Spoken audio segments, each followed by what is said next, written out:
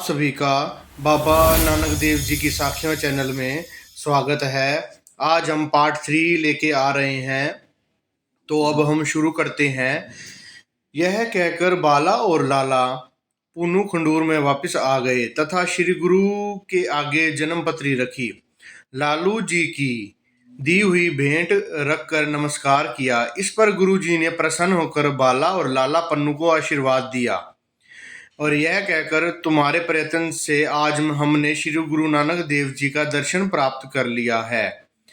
नानक देव जी की जन्म पत्रिका को नेत्रों से लगाया और सिर पर धरकर सम्मान किया।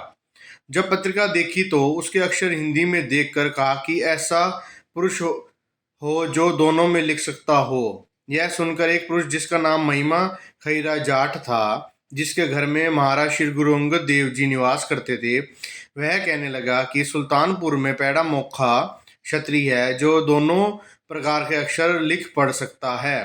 तब गुरु जी ने कहा कि उसको जरूर यहाँ लाना चाहिए। तब महिमा गुरु जी की आज्ञा से सुल्तानपुर गया और पैड़े मोखे को लेकर आया। उसके गुरु चरणों में प्रणाम किया। गुरु जी का आशीर्वाद लेकर उसने गुरु नानक देव जी की जन्म पत्री देखी तो उसने उस प्रकार पढ़कर सुना दी जैसे कंठ होती है। कंठ का मतलब होता है कि उसको मुंह जुबानी याद हो। गुरु अंगद देव जी बहुत प्रसन्न हुए।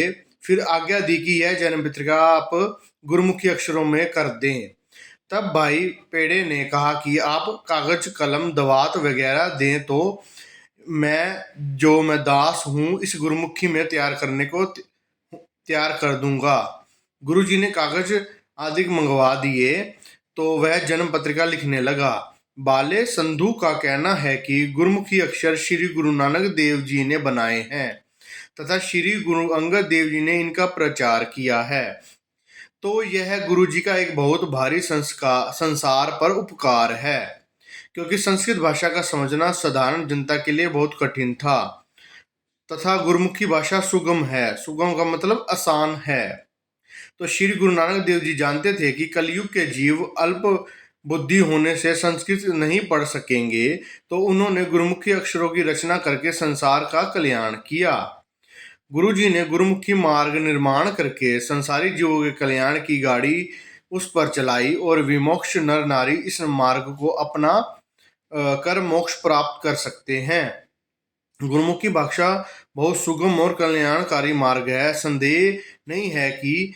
और धन गुरुदेव वाहिगुरु जी का खालसा, श्री वाहिगुरु जी की फतेह।